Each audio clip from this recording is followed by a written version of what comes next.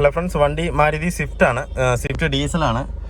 ഇതിൽ കംപ്ലൈൻറ്റ് എന്ന് പറഞ്ഞു കഴിഞ്ഞാൽ ക്ലച്ച് കംപ്ലീറ്റ് ആയിട്ട് റൈസ് ആയിക്കൊണ്ടിരിക്കുകയാണ്. വണ്ടി ഏകദേശം 1,60,000 കിലോമീറ്റർ 68,000 കിലോമീറ്റർ ഓടിയിട്ടുണ്ട്. ഇത് നമ്മൾ ഏകദേശം തേർഡ് ഗിയറിലിട്ടിട്ട് ഒന്ന് റൈസ് ചെയ്ത് വിട്ട് കഴിഞ്ഞാൽ ഒട്ടും തന്നെ വണ്ടി ഓഫ് ആക്കുന്നില്ല. അങ്ങനെ ഫുള്ള് ക്ലച്ച് റൈസ് ആയിക്കൊണ്ടിരിക്കുകയാണ് കംപ്ലീറ്റ് ആയിട്ട് പോയിട്ട്.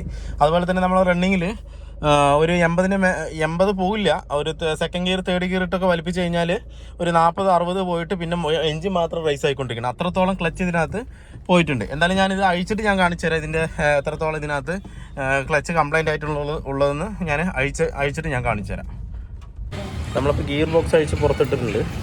ഇതിൽ റിലീസ് ബെയറിംഗ് ലീക്ക് ഇല്ലെങ്കിലും നമ്മൾ ക്ലച്ച് മാറുമ്പോൾ റിലീസ് ബെയറിംഗ് എന്തായാലും മാറ്റി തന്നെ വേണം. എന്താ വെച്ചാൽ ഹൈഡ്രോളിക്കാണ്. ഓരോ ക്ലച്ച് മാറുമ്പോഴും ഹൈഡ്രോളിക് സിലിണ്ടർ മാറി തന്നെയാണ്. ഇല്ലാന്നുണ്ടെങ്കിൽ ഈ ഒരു കംപ്ലയിൻറ്റ് ഇനി പിന്നീട് നമ്മൾ ക്ലച്ച് കയറ്റിയതിന് ശേഷമായിരിക്കും വരിക. ഇത് ലീക്ക് ഔട്ട് ആയി കഴിഞ്ഞ് കഴിഞ്ഞാൽ പിന്നെ വീണ്ടും നമുക്കിതുപോലെ ഗിയർ ബോക്സ് ഇറക്കിയിട്ട് വേണം ചെയ്യാനായിട്ട്. അതുമാത്രമല്ല ബ്രേക്ക് ഡൗൺ ഒക്കെ ആയി കഴിഞ്ഞ് കഴിഞ്ഞാൽ ഭയങ്കര ബുദ്ധിമുട്ടാണ്. ഇതിൽ ബെയറിംഗ് വീക്ക് ആയിട്ടുണ്ട്, ലീക്കില്ലെന്ന് മാത്രം. പക്ഷേങ്കിൽ നമുക്കിതും മാറ്റിവിടാം. നോക്കും നമ്മളിപ്പോൾ എടുത്തിരിക്കുന്നത് MGPയുടെ ഒറിജിനൽ പാർട്സ് തന്നെയാണ്. ഇതാണ് റിലീസ് ബെയറിംഗ് വരുന്നത്. ഏകദേശം 3,590 രൂപയോളം വരുന്നുണ്ട് റിലീസ് ബെയറിങ്. സിലിണ്ടറാണത്. പിന്നെ അതുപോലെ തന്നെ ക്ലച്ച് സെറ്റും അതേപോലെ MGP തന്നെയാണ്. അതിന് ഏകദേശം 3,550 രൂപ വരുന്നുണ്ട് ക്ലച്ച് സെറ്റിന്. അപ്പോൾ രണ്ടും കൂടെ ഏകദേശം ഒരു 7,000 ചില്ലാൻ രൂപയോളം റേറ്റ് വരുന്നുണ്ട്. എന്തായാലും നമുക്കിത് ഫിക്സ് ചെയ്യാം. അതിനകത്ത് പഴയ ക്ലച്ച് സിലിണ്ടർ എന്ന് പറയുന്നത് ഈ ബൂട്ട് ഇല്ലാത്ത ടൈപ്പാണ് വരുന്നത്. അതുകൊണ്ട് കൂടുതലും ഉള്ളിലേക്ക് ഡസ്റ്റ് കയറിയിട്ട് പെട്ടെന്ന് തന്നെ കംപ്ലൈൻറ്റ് വരാൻ സാധ്യത കൂടുതലാണ് ഇങ്ങനെ വരുന്ന സിലിണ്ടറിന്. പക്ഷേ ഇപ്പോൾ ഓൾട്ടർ ചെയ്ത് വന്നിരിക്കുന്നത് ബൂട്ടോട് കൂടി ഫുള്ളും ഒരു ഡസ്റ്റും കയറാത്ത രീതിയിലേക്കാണ് ഇപ്പോൾ സിലിണ്ടർ വന്നിരിക്കുന്നത്. ഇത് കൂടുതലും കുറച്ചുകൂടെ ലൈഫ് ഉണ്ടാവും ഇതിനകത്ത്. എന്നാലും നമുക്ക് ഈ സിലിണ്ടർ അതിനകത്ത് പിടിപ്പിക്കാം. നമ്മൾ സിലിണ്ടർ പിടിപ്പിക്കുമ്പോൾ പ്രത്യേകം ശ്രദ്ധിക്കേണ്ടത് ഇതിൽ വരുന്ന 11ൻ്റെ ബോൾട്ട് നെറ്റ് ടൈറ്റ് ചെയ്യാതെ മറക്കാതിരിക്കുക. എന്ന് വെച്ച് കഴിഞ്ഞാൽ ലീക്ക് കംപ്ലീറ്റും പുറത്തേക്ക് വരും. പിന്നെ നമ്മൾ ലീക്ക് വന്നു കഴിഞ്ഞാൽ വീണ്ടും ഗിയർ ബോക്സ് ഇറക്കി ചെയ്യേണ്ടി വരും. അത് 1-2 പ്രാവശ്യം ചെക്ക് ചെയ്തിട്ട് വേണം തിരിച്ച് നമുക്ക് കയറ്റാനായിട്ട്. ഇതാണ് ഇപ്പോൾ ക്ലച്ച് സെറ്റ് വണ്ടിയിൽ നിന്ന് അഴിച്ചത്. ഇത് കംപ്ലീറ്റും തേഞ്ഞൊന്നും ഇല്ലാതായി പോയിരിക്കുന്നത് കണ്ടോ. റിവറ്റ് അടക്കം ഫ്ലൈ വീലിൽ മറ്റേ ക്ലച്ച് കവറിൽ കംപ്ലീറ്റ് ആയിട്ട് ഉരഞ്ഞു. ഒട്ടുമില്ല. ഇത് നമ്മളിനിയിപ്പോൾ ഒന്ന് തൊട്ട് കഴിഞ്ഞൊക്കെ പൊടിഞ്ഞു പോകും. അത്രത്തോളം കണ്ടീഷൻ മോശമായിട്ടാണ് ഇരിക്കുന്നത്. നല്ലോണം റേസ് ആവുന്നുണ്ട്. ഈ റേസിങ് വെച്ചിട്ട് തന്നെ ഏകദേശം അവർ ഒരു 6 മാസത്തോളം ഓടിച്ചു എന്നാണ് പറഞ്ഞത്. ഇപ്പോൾ കംപ്ലീറ്റ് അത് പോയി കണ്ടില്ലേ. ഈ സൈഡ് കൂടുതലായിട്ട് തേയ്മാനം വരില്ല. ഫ്ലൈ വീൽ സൈഡ് കൂടുതലും നമുക്ക് അപ്ലൈ ആവുന്നതും വിടുന്നതും ക്ലച്ച് കവറിൻ്റെ അവിടെയാണ്. അതുകൊണ്ട് ഈ സൈഡിലേക്ക് വലുതായിട്ട് നമുക്ക് ബുദ്ധിമുട്ട് വരില്ല. അതുകൊണ്ട് ഇവിടെ ഈ ഫ്ലൈ വീൽ സൈഡ് തേയ്മാനം എപ്പോഴും കുറവായിരിക്കും. ഇതിൽ ചെറിയൊരു മാർക്കുണ്ട് കണ്ടില്ലേ. ഇത്രത്തോളം പോയിട്ടുണ്ട്. ഇതൊക്കെ പുതിയ കൊണ്ടുപോകാൻ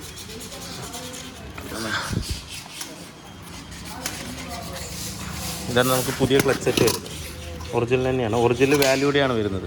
വാല്യൂടെ കമ്പനിയുടെയാണ് ഒറിജിനൽ മേക്കും വരുന്നത്. ഇതിലെന്നില്ല എത്രത്തോളം കട്ടിങ് ഉണ്ട്. ഒരു മിനിറ്റ്. എന്തായാലും നമുക്കിത് സെറ്റ് ചെയ്യാനാണ്.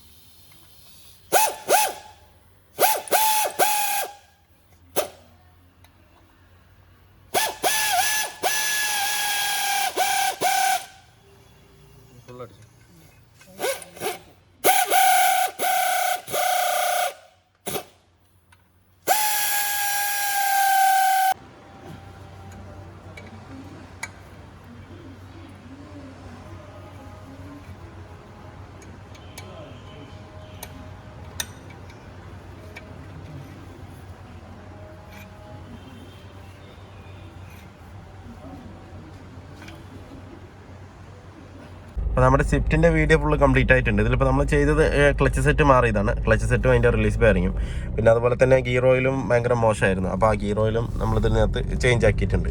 പിന്നെ 2-3 വാർണിംഗ് ലൈറ്റ് ഉണ്ട്. ഒന്ന് ഫ്യൂൽ ഫിൽറ്ററിൻ്റെ വാർണിംഗ് ലൈറ്റ്, പിന്നെ അതുപോലെ കീയുടെ സ്മാർട്ട് കീ ആണിത്. സ്മാർട്ട് കീയിൽ ചെറിയൊരു വിഷയമുണ്ട്, അത് വെച്ചാൽ സ്റ്റാർട്ട് ചെയ്യാൻ ഇത്തിരി ബുദ്ധിമുട്ടുണ്ട്. അപ്പോൾ ആ ഒരു കോഡാണ് അതിനകത്ത് വരുന്നത്. അല്ലാതെ ബാറ്ററിയുടെ അല്ല, ബാറ്ററി മാറിയതാണ്. ബാറ്ററി മാറിയിട്ട് കംപ്ലൈൻറ്റ് സോൾവ് ആണ്. ഈ സ്മാർട്ട് കീയുടെ പ്രശ്നമാണ്. ആ 2 വാർണിംഗ് ലൈറ്റും കൂടെ അതിനകത്ത് ഉണ്ട്. ഇപ്പോൾ നമ്മളിപ്പോൾ മെയിനായിട്ട് വന്നത് ക്ലച്ച് നല്ലോണം റേസ് ആണെന്നുള്ളൊരു കംപ്ലൈൻറ്റ് കൊണ്ടാണ് വന്നത്.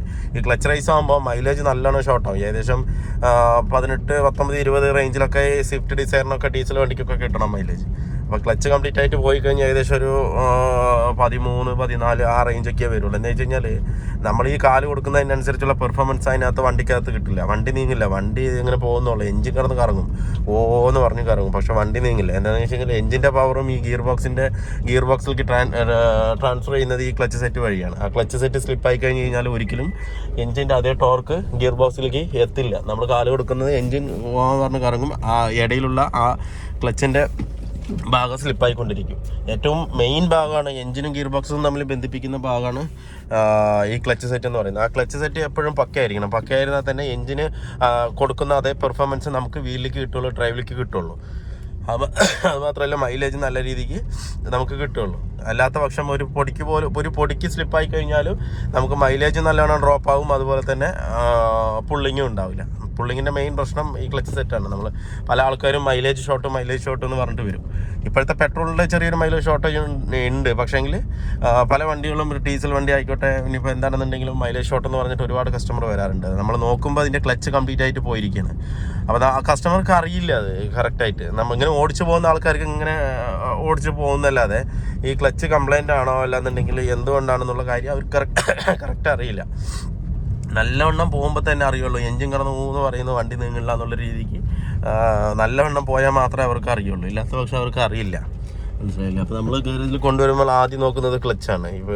പുതിയ വണ്ടിയായാലും പഴയ വണ്ടിയായാലും ഏകദേശം ഒരു 70,000, 70 to 80 ക്ലച്ച് മാറ്റേണ്ടി വരും. പിന്നെ നല്ലോണം ഓടിക്കുന്ന ആൾക്കാരൊക്കെ ആണെന്നുണ്ടെങ്കിൽ ഏകദേശം ഒരു 1.10 ഓടിക്കുന്ന ആൾക്കാരും ഉണ്ട്. സ്വിഫ്റ്റ് ഡിസൈറിൻ്റെ 1.10 ക്ലച്ച് മാറിയ വണ്ടികളുണ്ട്. ഒക്കെ പക്ക പെർഫെക്റ്റ്ലി ഇതായിരിക്കും. എന്താ വെച്ച് കഴിഞ്ഞാൽ ഒരു പൊടിക്ക് പോലും ആക്സിലറേഷൻ റേസ് ആക്കില്ല. ഒരു സ്മൂത്ത് ലെവലിൽ അങ്ങനെ കൊണ്ടുപോകും. അങ്ങനെ കൊണ്ടുപോകുമ്പോൾ ക്ലച്ച് ഒരിക്കലും സ്ലിപ്പാകില്ല. അത് നിന്നവിടെ തന്നെ നിന്ന് അങ്ങനെ കറങ്ങും. അങ്ങനെ ആകുമ്പോൾ നല്ല ലൈഫാണ് അതിന്. സ്ലിപ്പായി തുടങ്ങുമ്പോഴാണ് ഈ എന്താ പറയുക ക്ലച്ചിന് തേയ്മാനം കൂടുന്നത്.